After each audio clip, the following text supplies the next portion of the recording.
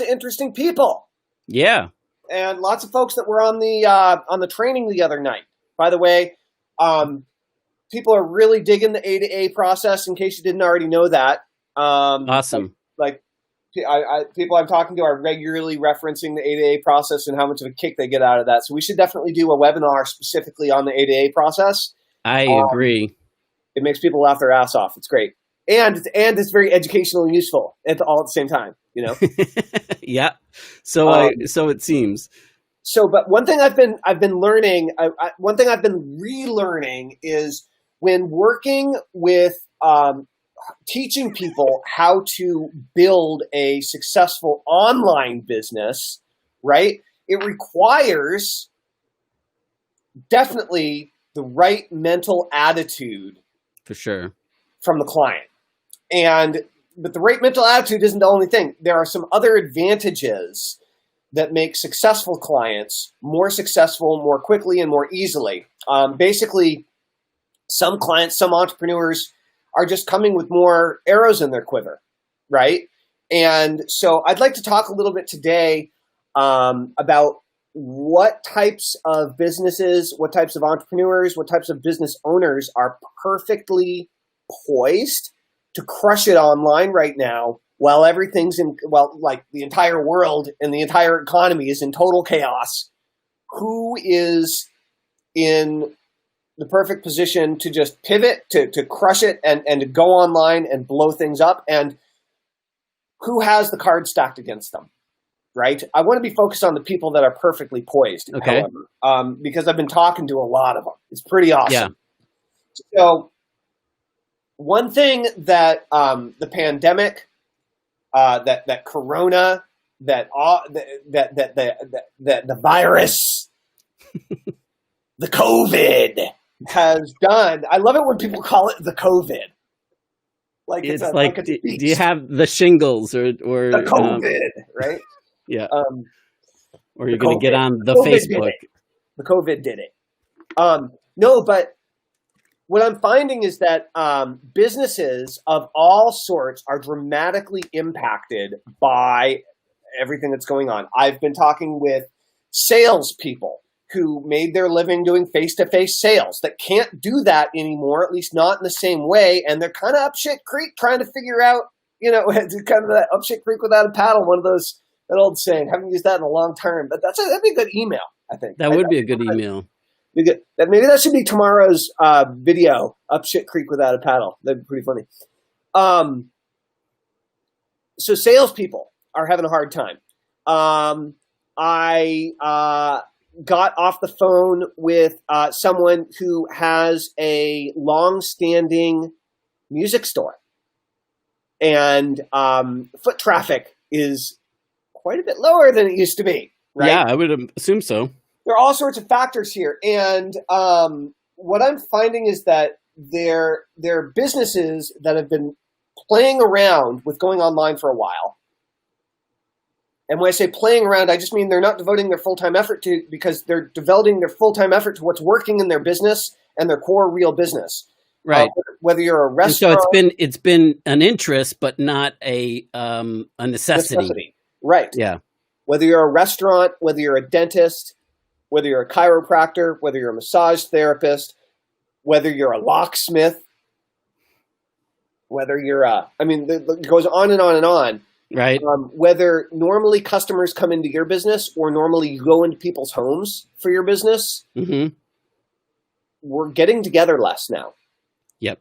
And people are afraid to go into your place of business, and people are afraid as like a plumber, an electrician, a handyman, anybody that works on buildings, especially homes. Yeah. Or does private visits to homes as part of their work, also severely reduced.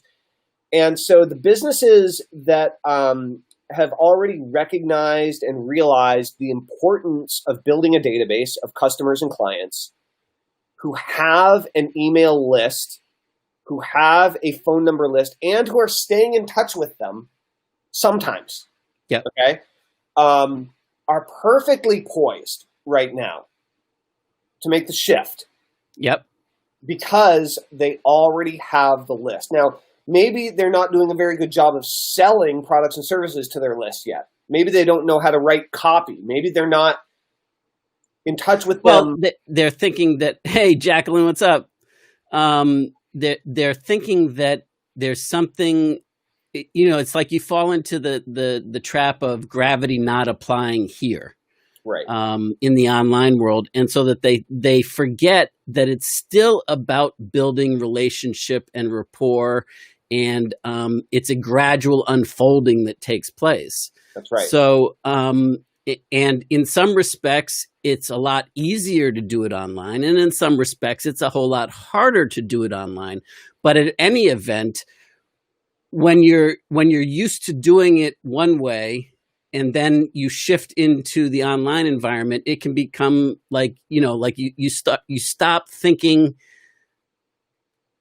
like a person building relationship, or that all of the mechanics that worked in terms of building your present business, you throw that out the window instead of saying, hey, wait a minute, what worked offline when I was first getting started, right, and how do I adapt apply that? Yeah. Apply. Right. Yeah.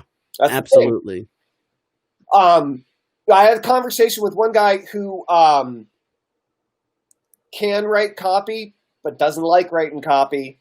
Okay, who has learning disability issues, reading and writing related issues, has gotten through all of that, and has managed to become a writer, a trainer, a teacher, an educator anyway. But they don't, and I'm being vague on purpose because I don't want to point anybody out, but they don't. They don't enjoy the process of writing copy, and are really resistant to writing emails to their list. And when I pointed out that they could just do videos every day instead of writing, and like have a sentence in their email with a link to their videos, it just opened up an entirely different world of possibility. And so there are so many different ways and mediums by which we can communicate with people. If you're used to just communicating with people face to face, right?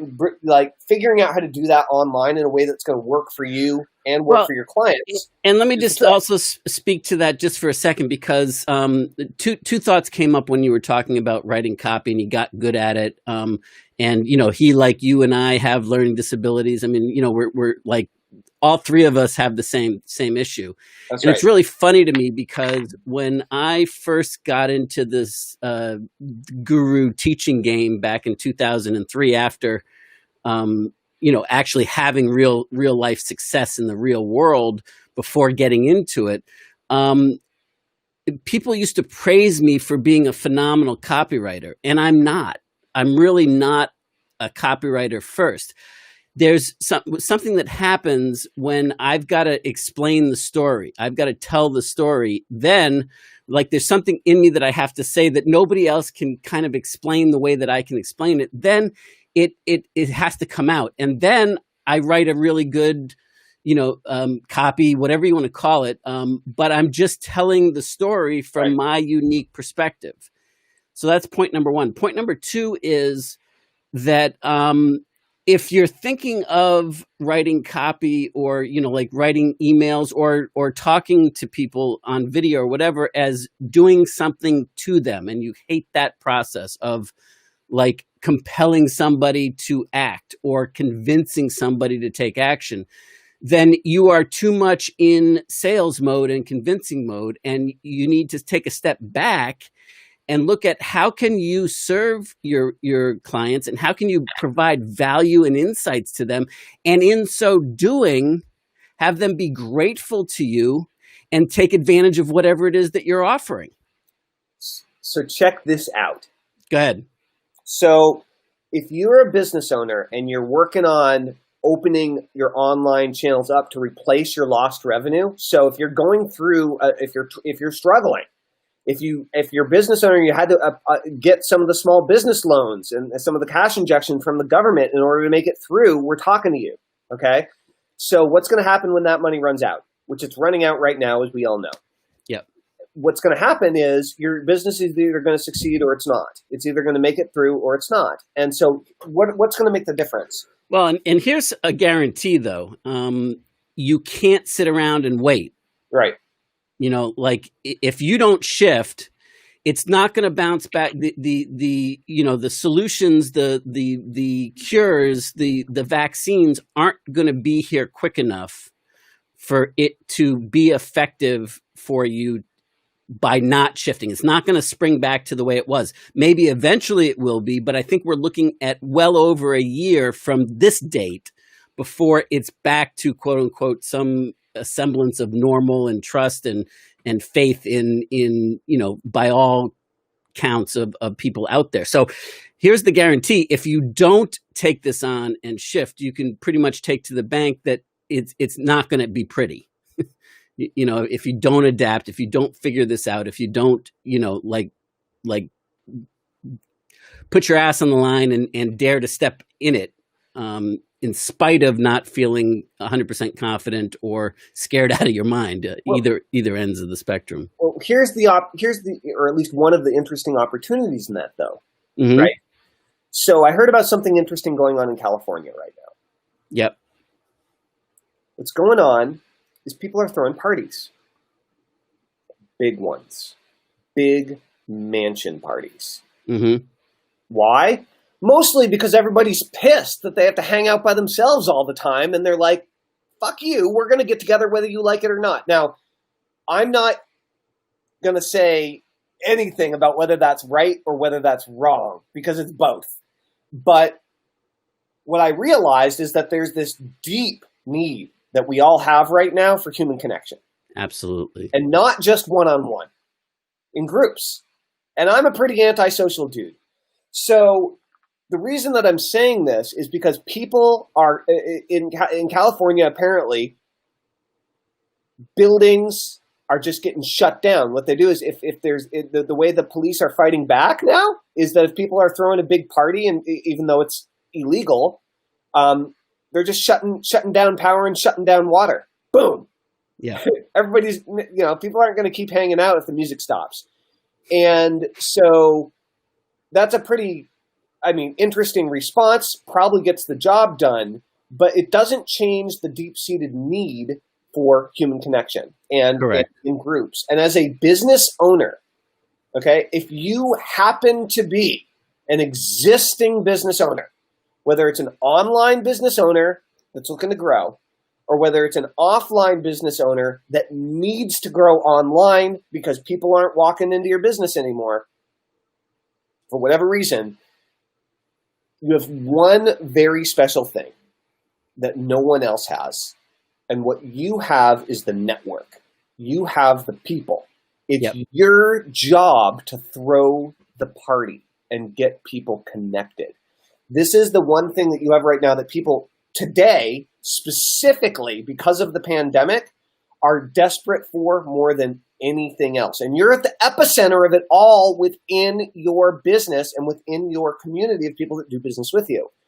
And so if you have some glue, if you have that connective thing, the niche, the area of interest or the problem that you solve that your clients and customers all have in common, that gives you the reason to throw the party. That gives you the reason to throw the party. So here are some of the elements that if you have, the more of these you have in place, the easier it's going to be for you to blow things up online and really get things worked out quicker and easier with less difficulty. Can I add something here? Please. Because I don't want people to misapply this, right?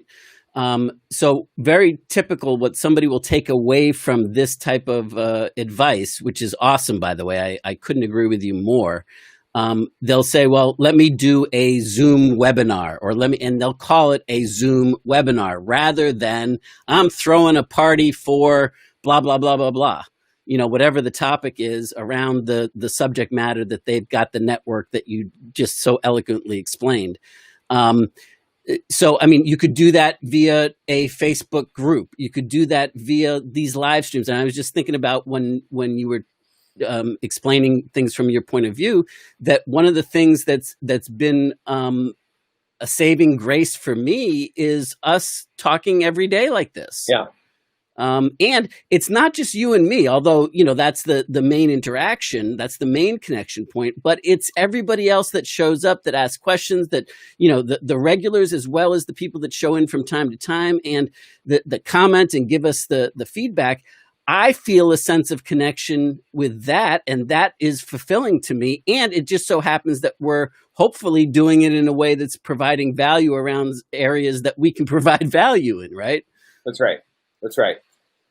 No, it really is. It makes a huge difference. And I went through many years where I was doing webinars, sometimes, or teleseminars, sometimes multiple a day, certainly many times a week. And then I would end up having a meeting every day with my team as a group in the morning, Monday through Friday. And then I'd have, lots and lots and lots of social interaction, especially when I had a huge staff, right? We're all working from home, lots of interaction, both with customers, with clients, and with my team. But what happens is when you're in startup mode, when you're a one-man, one-woman show, one-person show, and you're operating in your own little bubble, and you're trying to keep yourself motivated, and you may or may not have a partner, and they may or may not be supportive of you, like a life partner in what you're doing. They may or may not understand what the heck you're doing. It's very lonely. It's very difficult. And going through that process of really building out that connection and network, it's a wonderful thing. And it's very, very, very fun. So yeah, I'm super happy that we're broadcasting every day, and it's so great. It's so great. Michael Sullivan says, totally. Yeah, what's up, Michael? I think a good strategy for online is the simple fact that you can actually personalize the meeting more than you could in an office setting. My customers meet my dogs. That's right. My customers see me in my business clothes, and then I stand up. Michael, do you still have Molly? Side note. Molly was a yellow lab. A dog and not drugs right now. No. No, Molly was a yellow lab, or hopefully still is a yellow lab that my dog Sasha got to be like best buds with. Okay, cool. Yeah. So, and when sorry to cut you off there, but when I saw customers meets his dogs, I just immediately had that trigger.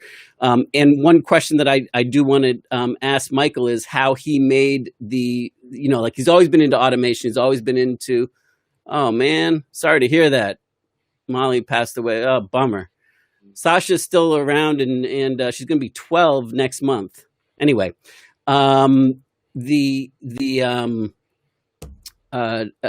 think that he could really speak very powerfully to how he did the transition to make it more of a connection in a virtual space, and how to help some of our listeners that are struggling to shift from offline to online. Absolutely.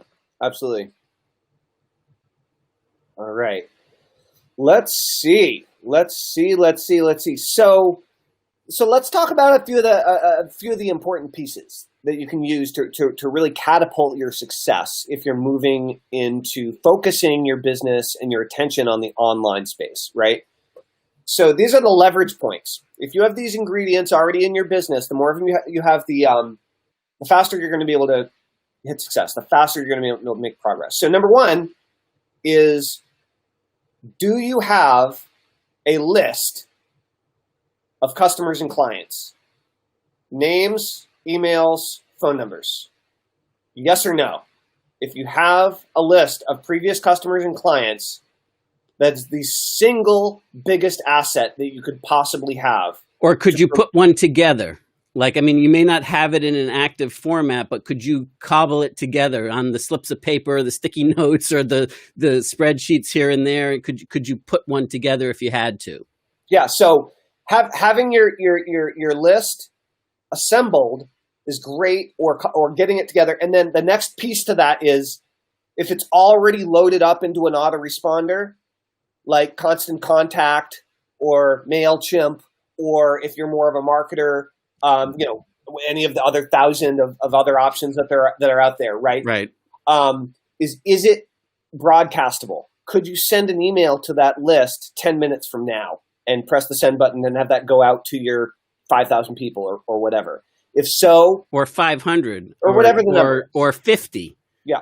Do you have and I don't mean through your Gmail, I don't mean through your Hotmail account, right? I mean through a legitimate sending platform. If you have that piece in place, it's one more gold star. All right, it moves you one step along the path. So next piece is, do you have a product or service that you can sell to them that you've sold to them in the past? Right? Do you have something to sell that you know how to sell or have the capability of selling? Yes or no? That doesn't require face-to-face. That's right.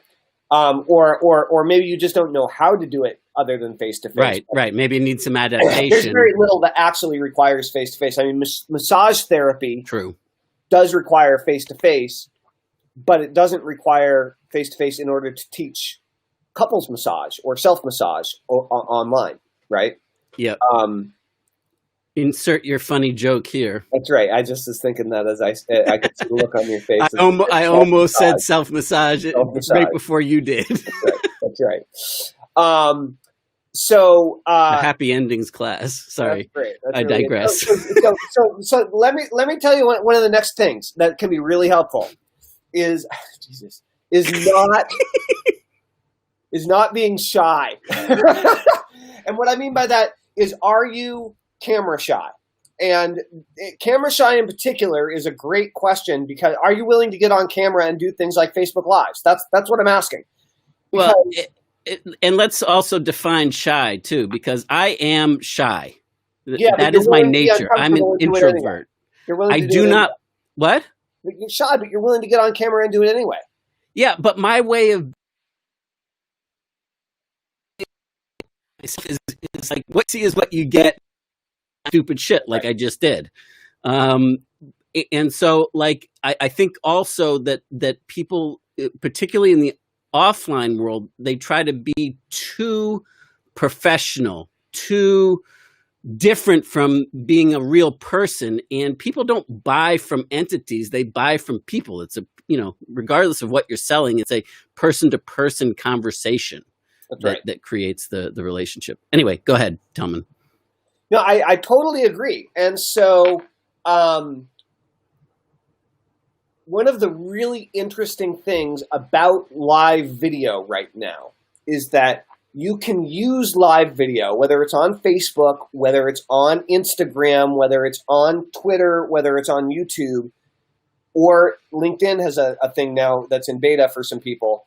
And there are many others. Live video is cool because it allows for the type of interaction that we're having with you guys right now, right? Like Michael just typed in 100.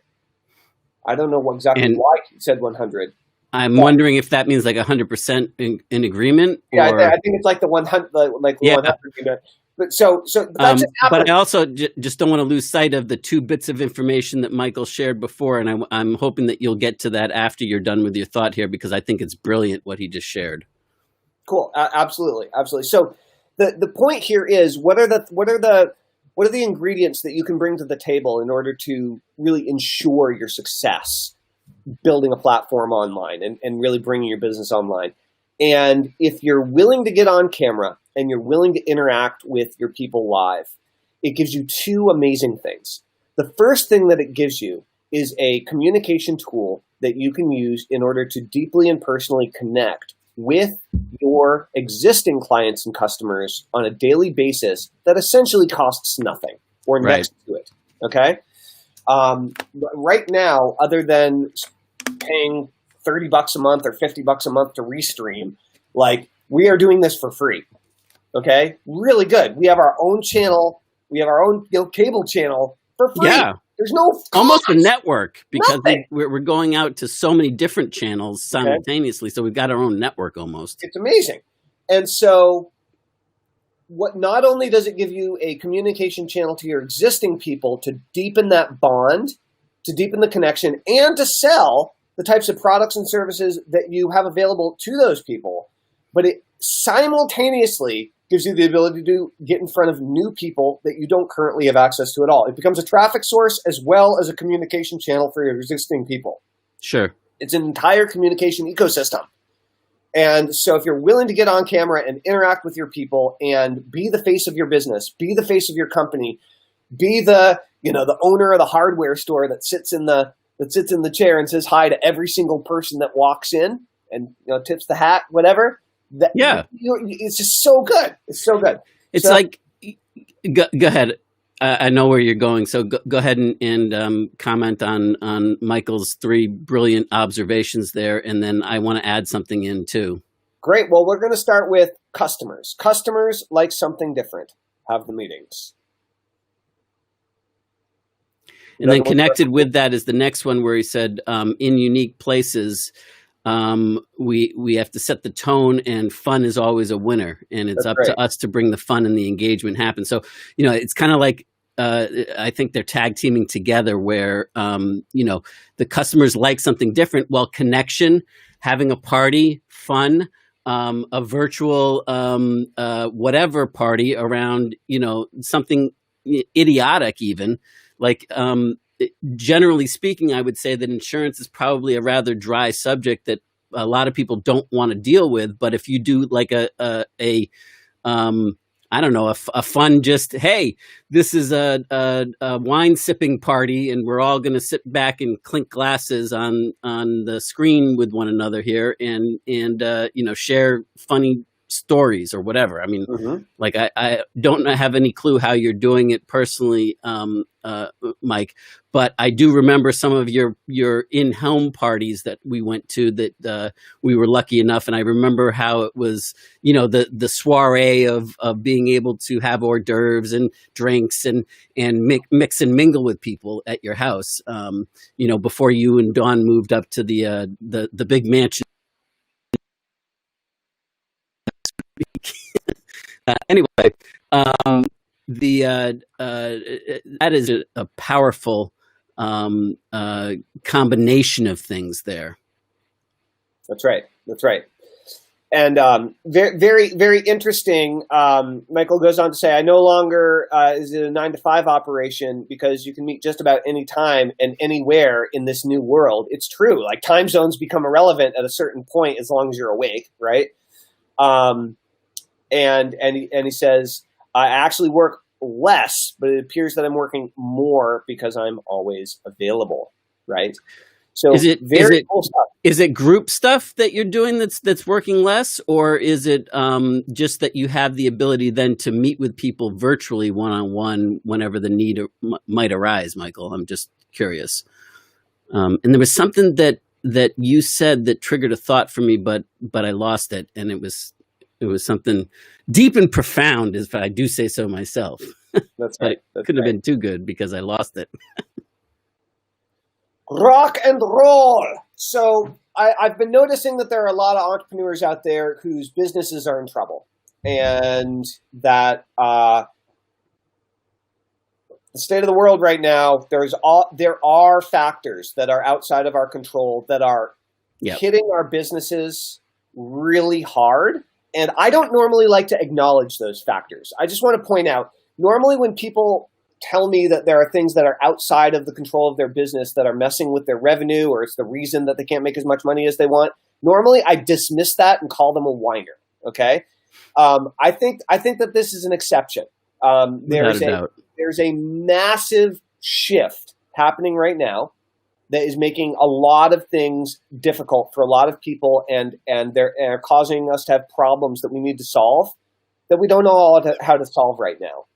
And if you want some help with that, if you want some help navigating the waters of shifting your business from perhaps what was historically an offline focused business, and you have to go online right now and you have to figure this out because of what's going on in the world, we would be happy to serve you in that. So if you want to make that shift, if you're a business owner and you have some or all of the components that we talked about, and you're really ready to take the internet by storm so that your business can make it through, then just type shift into the comments below. Type shift, and then shoot Joshua or I a private message on whatever channel you're watching this on, and we will ask you a few questions about your business and what you're working on. And if it makes sense, we'll get on the phone and have a chat about it.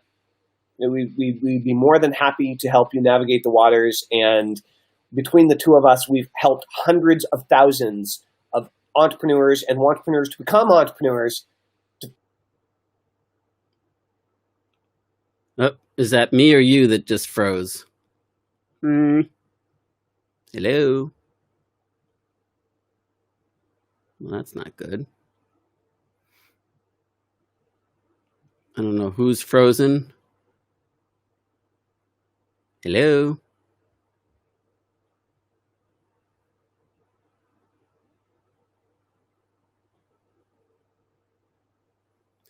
Is Tillman frozen?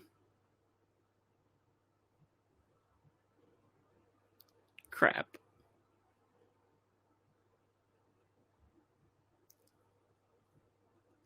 Tillman! Well, I think that I'm the only one on air at the moment. And I'm not sure what's what. Oh, his computer I just got a text message. His computer just shut down out of nowhere. He's now rebooting. All right, cool. So now that I know that I am still live and it wasn't me that froze, just to kind of tag along what Talman was saying, and also to comment on, oh, thanks, Michael. I appreciate it. It's weird with the delay here, and I never know whether it's me or somebody else. And Besem, thank you very much for your compliment about Real Deal Guys always putting out good stuff. I appreciate that. Michael talks about the illusion happens because he can take a meeting just about whenever. And, you know, in terms of answering my question about how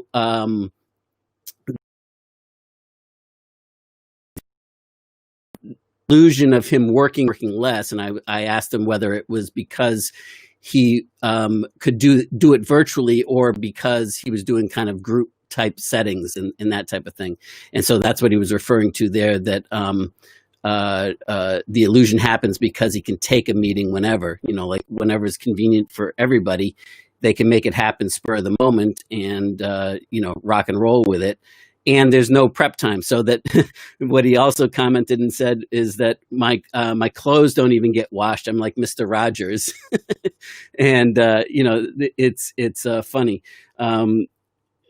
Yes, I am still broadcasting.